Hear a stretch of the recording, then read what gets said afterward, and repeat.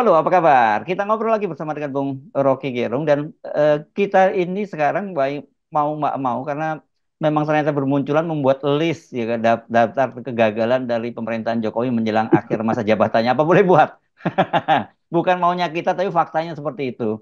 Nah, sekarang ini API Jawa Tengah itu mengumumkan mereka itu sudah ada 6 pabrik tekstil yang tutup dan 4 menyusul dan ini belasan ribu. Sritek, salah satu yang terbesar itu juga udah mulai teriak-teriak juga Bung Rocky. Tapi ini dampaknya itu kemarin yang ribut-ribut antara Agus Gumiwang dengan Ibu Sri Mulyani berkaitan dengan dumping ya dari Cina itu ya, atau perang harga dari Cina itu luar biasa. Tapi anehnya ini justru pemerintah mengumumkan akan ada 11 entitas pabrik tekstil, lah, entitas bisnis pabrik tekstil dari Cina yang akan investasi di Indonesia dengan menyerap 40.000 tenaga kerja. Ini ironi banget ini.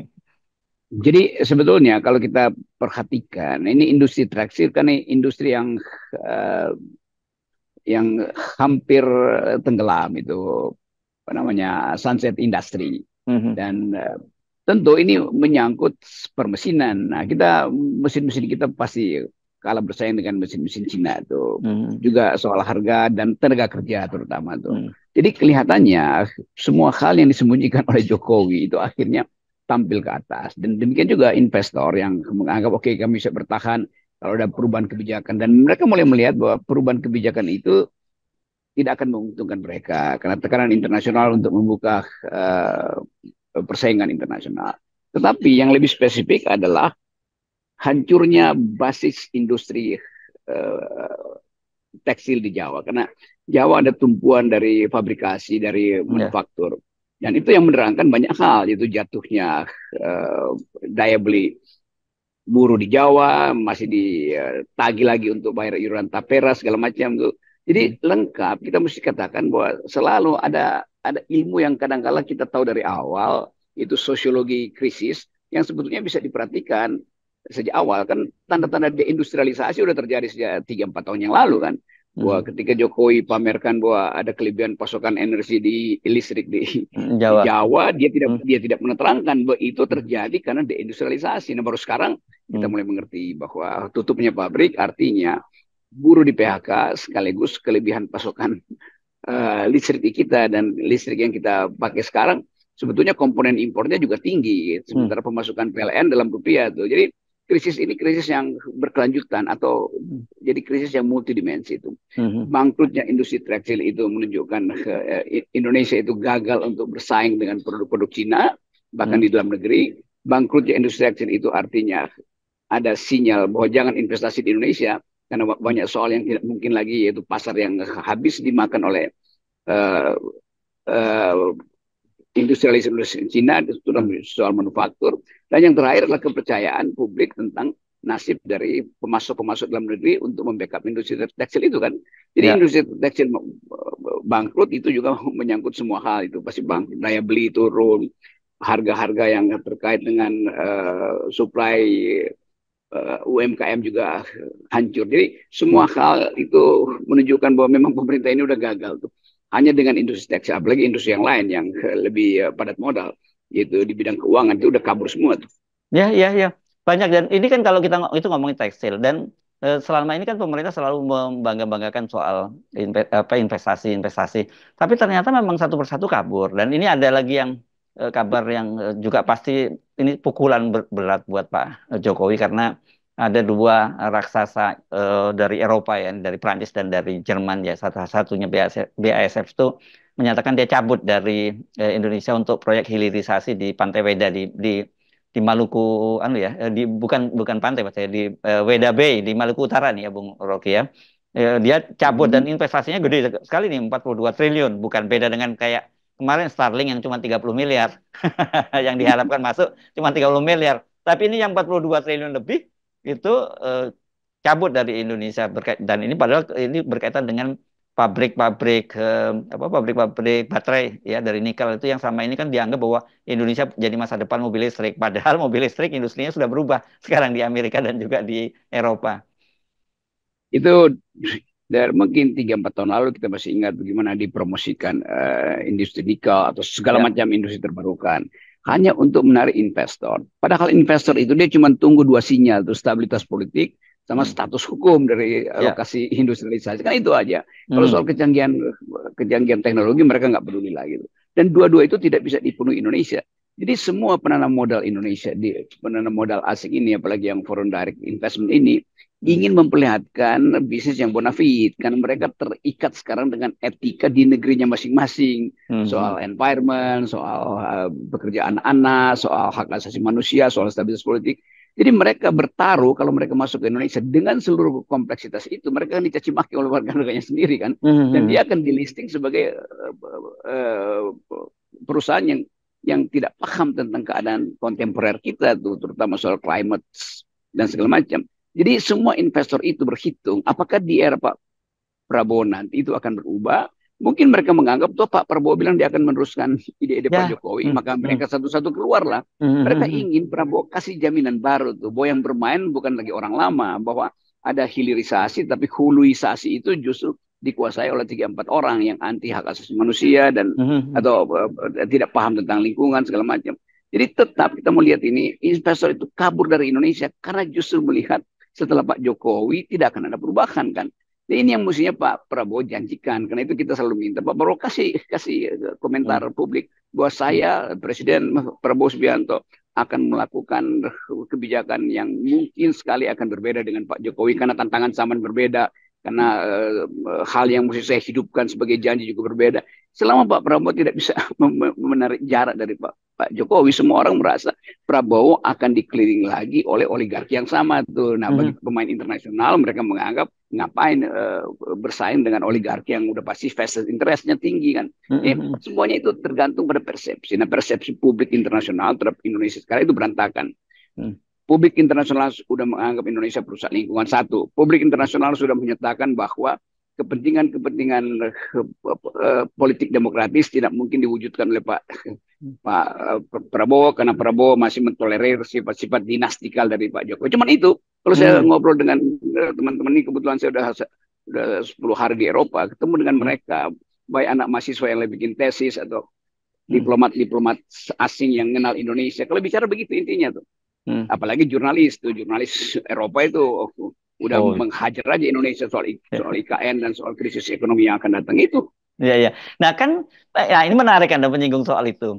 Kalau kemarin-kemarin mungkin banyak sekali investor yang menahan diri itu kan menunggu kepastian siapa akan jadi pemerintahan berikutnya di Indonesia kan begitu ya, Bung Rocky. Biasanya mereka nahan diri, wait and see, itu biasanya sebab begitu para investor. Sekarang kan sudah tahu bahwa Pak Prabowo yang akan menjadi presiden. Kok malah ternyata malah bukannya kemudian mereka balik, tapi malah kabur gitu.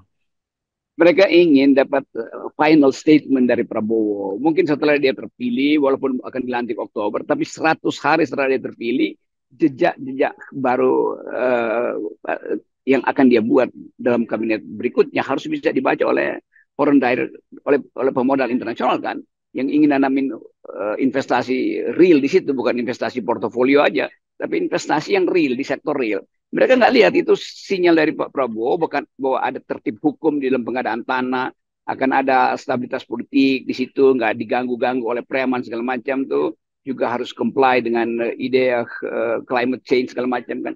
Itu sama sekali belum terdengar dari Prabowo. Itu yang menyebabkan mereka ngapain tunggu sampai Oktober. Kan Mhm. mestinya Prabowo sudah ucapkan itu. Tapi saya mengerti kalau Prabowo ucapkan, dia mesti ucapkan sesuatu yang berbeda dengan Jokowi. Dan itu dilemanya di situ kan. Iya, Kan gak mungkin Prabowo bilang kami akan teruskan seluruh industri strategis itu dengan berbasis pada pengalaman Pak Jokowi. Ya pengalamannya gagal bagaimana? iya, iya. Jadi tetap conditional, psychological condition dari Prabowo itu terjepit antara mengucapkan yang jujur bahwa dia akan lead sesuatu untuk kepentingan dunia baru nanti, tapi dia mesti sopan-sopan dengan politik dinasti Jokowi. Itu Ya, membuat investor asing merasa lu mau ngapain sebetulnya tuh. iya, iya, iya, Ini iya. Oktober masih lama tuh. Dia perlu sinyal sekarang tuh. Ya. Dan lebih-lebih lagi nanti kalau mereka bilang wait and see, nunggu kabinet. Dan kita bisa membayangkan dengan kabinet yang tadi dagang sapi tadi karena harus mengakomodir kepentingan-kepentingan bukan hanya partai pendukung, tapi partai di luar pendukung yang ditarik masuk itu kan juga makin membuat investor makin nggak percaya. Ya, investor asing menuntut kesiapan instan dari Prabowo. Sebutin siapa menteri ekonomi, siapa menteri Hmm. keuangan, siapa menteri pertambangan, segala macam menteri yang strategis untuk memungkinkan investor asing ini menyusun rencana atau bisnis plan-nya. Ini nggak ada. Jadi bayangin itu Lime Deck-nya Jokowi itu berapa bulan nih dari Februari sampai Oktober. Sementara investor itu nggak mau tahu mau Lime Deck atau apa, Lime Duck atau Lime Deck. Jadi sebetulnya Lime Duck-nya Jokowi itu justru menahan keinginan Prabowo atau menahan inisiatif Prabowo untuk deal dengan investor baru kan. Ya. Ini sebetulnya juga hal yang mungkin secara ketatanegaraan buruk karena terlalu lama periode menunggu ini. Tetapi juga kalau Presiden Jokowi meninggalkan jejak yang bagus, tentu Ya. Prabowo dengan mudah mengatakan ya ini udah bagus. Tapi Prabowo juga tahu bahwa nggak semua hal yang dibuat Jokowi itu benar dan itu nggak mungkin dia tipukan pada publik internasional kan. Nah Pak Hmm. Prabowo sebagai orang yang tahu tentang siasat bisnis internasional sekarang terjepit psikologinya tuh. Ya, ya, ya. Karena tadi itu ya, saya kira itu problem Pak Prabowo kan jadi bertumpuk-tumpuk ya. Ketika pertama dia ini harus menghadapi realitas bahwa anggaran APBN yang cekak gitu ya, harus bayar utang numpuk begitu. Terus kemudian dia menghadapi situasi bahwa banyak sekali pengangguran-pengangguran baru. Yang saya kira kan biasa dampaknya pengangguran itu akan menimbulkan soal gangguan Kamtipmas juga ya, Bung Rocky ya. Nah, itu juga itu serius yang saya kira jadi ini betul-betul situasinya berat buat Jokowi Pak Prabowo ketika jadi awal pemerintahan dan lebih berat lagi karena dia menanggung beban Jokowi di pundaknya yang Anda sebut sebagai excess garbage itu ya di. Ya, kita membayangkan bagaimana sulitnya Prabowo mau deal, apalagi dia mesti deal dengan partai-partai yang pendukung dia tadi, yang lebih banyak minta jatah daripada minta otak gitu kan. Dan sebetulnya kemampuan Prabowo itu tercukupi kalau dari awal dia kasih sinyal bahwa dia akan bikin sesuatu yang tidak akan 100% memuluskan atau meluluskan permintaan Jokowi, terutama di dalam jatah kabinet. Kalau kita dengar misalnya ya mungkin Jokowi minta 4 atau 5, lalu Hmm, Gibran minta 2 atau 3, itu udah 8 habis itu. Bagi hmm, investor asing itu ada urusan apa? hmm, Begitu Presiden Prabowo menang pemilu, ya ditentukan sendiri aja kan. Bahwa hmm, dia memang dibesarkan atau Pak Prabowo sendiri mengaku persiapkan oleh Pak Jokowi. Itu masuk Pilpres hmm, kemarin, janji hmm, kemarin aja tuh. Kalau hmm. sekarang dia mesti tentukan bahwa dia punya arah sendiri. Jadi sekali lagi arah itu tidak terbaca oleh dunia internasional, baik pebisnis maupun politisi itu. Nah sekarang orang makin lama makin terjebak itu. Bahwa kesulitan-kesulitan ekonomi, mulai judi online, deindustrialisasi di Jawa, krisis lingkungan di mana-mana, potensi kekerasan baru di Papua, di Aceh, segala macam itu karena sistem internasional yang memberi angin baru pada upaya-upaya secesionisme. Jadi sebetulnya ini negeri lagi diuji. Nah, di dalam ujian ini Prabowo yang biasanya tegar untuk mengucapkan pidato sangat hati-hati sekarang. Karena tadi tekanan-tekanan internasional berbarengan dengan itu kesulitan di dalam negeri dan dia mesti memelihara lagi raport yang baik dengan Pak Jokowi. Padahal justru pemerintahan Jokowi hari ini digugat oleh semua fakta. Bukan kita yang kasih fakta itu, tapi fakta yang timbul karena disembunyikan. Jadi seolah-olah Pak Jokowi atau Presiden Jokowi dikutuk oleh sejarah bahwa di akhir masa kepemimpinan dia itu semua kesulitan tumbuh. Sebetulnya bukan ditumbuhkan, memang tumbuh dengan sendirinya kan karena Iya nggak sih. pernah diselesaikan. Ya, ya, ya. Dan saya kira itu bukan karena nasib buruk, bukan ya, Bung Roy. Ya ini bukan karena nasib buruk, ini karena hal-hal yang buruk disembunyikan. Nggak ada bilang Jokowi punya nasib buruk, nggak, dari awal dia memang buruk karena tidak mau berterus terang dalam Ya, kebijakan kan itu. Sementara Pak ya, Prabowo mesti menyembunyikan itu justru ya, ya. demi apa namanya ewu pakewu. Ya, tapi Betul saya ya, tidak. ya istilahnya ewu pakewu. Iya betul, Ewo pakai Ewo gitu ya. Belum belum mendem jeruk Bung Rocky. Kalau mendem jeruk kan udah orang meninggal dunia. Yes. Oke, nah tapi bayangkan Bung Rocky, ini pengangguran itu yang para buruh-buruh ribuan buruh tekstil itu yang pabrik yang ditutup itu kan, saya kira mereka nggak akan kuat kalau menunggu sampai Oktober nanti begitu. Dan Oktober pun juga belum tentu Pak Prabowo bisa langsung mengatasi kan.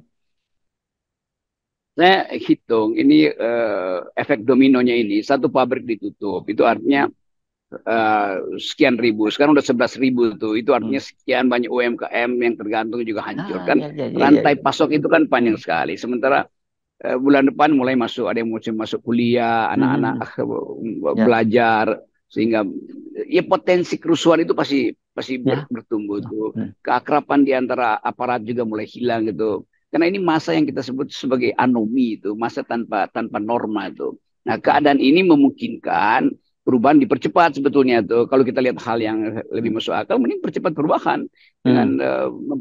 mempertanyakan kan PDIP punya standing baru di DPR tuh, Hmm. mempertanyakan Hmm. akibat dari kekacauan sistem dia selama Jokowi pemerintah kan. Jadi Ya, hak angket itu tetap mesti diajukan menurut saya. Itu lebih lebih mempercepat uh, pembersihan politik kita itu. Sehingga ya, Pak Prabowo nggak usah tunggu sampai Oktober. Karena ini Oktober itu masih lama. ya Juli, betul. Agustus, itu anything goes. Apapun bisa terjadi. Ya, tadi ada cerita kalau kita terusin Bung Rocky ya, kalau soal buruh yang kehilangan pekerjaan tadi, tempat kos itu akan banyak sekali kos-kos yang kosong ya karena ditinggalkan para buruhnya. Angkot yang mengangkut mereka ke buruh Ya, pabrik, belum hmm. lagi warung-warung makan di sekitar mereka yang membutuhkan Yes. itu, macam-macam itu banyak sekali ya ininya dampaknya, domino efeknya itu. Nah, sementara ada banyak kasus juga yang lagi dicemaskan orang nih soal Hmm. Vina misalnya itu. Sampai sekarang apa Oh, yang ditutupi di situ tuh? Jadi mhm. orang semua melihat bahwa seolah-olah ketika kemudian Pak Jokowi mulai pudar, maka seluruh hal yang pernah disembunyikan muncul lagi tuh. Yang Mhm. terutama soal buruh tuh. Buruh udah bertahun-tahun menginginkan ada keadilan dan Jokowi terus bermain-main dengan hukum tuh. Seolah-olah dia bisa atur lewat omnibus law yang ternyata juga ada dasar legitimasinya hancur, tapera segala macam tuh soal migas. Jadi kita sebetulnya hidup di dalam bara hari ini dan Mhm. tinggal tiupan angin kecil bara itu menyala menjadi kobaran api. Yes, oke. Jadi saya kira bukan hanya Pak Prabowo yang tersandra. Kalau dalam situasi semacam ini, rakyat juga menjadi ikut tersandra. Ya, itu pentingnya kita ingatkan Pak Prabowo. Kalau tidak terjadi percepatan perubahan politik, tidak perlu tunggu Oktober, entah apapun itu, dan Hmm. orang tetap menganggap bahwa Prabowo akhirnya disandra oleh kekurangan Jokowi. Saya mau pakai istilah kejahatan, tapi Hmm. nanti lain lagi pengertiannya. Jadi semua hal yang buruk dari Jokowi sekarang menyandra Prabowo. Mhm. Prabowo mau potong itu sebagai beban dia, tidak mungkin sekarang karena dia belum jadi presiden. Hmm. Seolah-olah hal itu uh, berbahaya kalau Prabowo bongkar atau harus ucapkan hal yang berbeda dengan kebijakan Pak Jokowi karena Prabowo Hmm. masih anggota kabinet dari Jokowi kan semua Hmm. itu kekakuan konstitusional itu mesti dicairkan. Nah, Yes. sebentar lagi buruh pasti akan meledak lagi tuntutannya itu. Teman-teman mahasiswa juga tetap akan muncul dengan dosen-dosen mereka yang makin lama makin kritis karena keadaan berubah. Jadi sekali lagi sejarah lagi membentuk kita. Nah, nggak usah takut kalau misalnya terjadi proses politik di DPR dan Jokowi dipercepat lengsernya sebelum Oktober itu secara sosiologis lebih berguna tuh karena Hmm. Prabowo akan terlepas dari beban untuk menyelamatkan wajah Jokowi setelah dia lengser. Dan Kan lain psikologinya kalau Pak Jokowi diturunkan PDIP hmm. atau sekedar diganti oleh Prabowo itu efeknya Mhm. lain. Ya, dan saya kira kita nggak perlu khawatir eh, situasi akan chaos karena sebenarnya pemerintahan baru itu sebenarnya sudah terbentuk ya dalam hal ini Pak Prabowo. Iya, dan bahkan Prabowo mungkin udah gelisah nih kenapa nggak bisa memerintah masih Hmm. tunggu Oktober kan. Karena itu Ya. juga psikologi yang mesti kita hitung terus. Jadi Prabowo berpikir dalam pikiran saya semakin menuju Oktober semakin bebannya makin berat Yes. karena akan dibongkar macam-macam itu kelemahan-kelemahan yang disembunyikan selama Ya. Jokowi berkuasa. Oke, baik. Terima kasih Bung Rocky. Tetap 0% ya. Ya, Oke. 0%.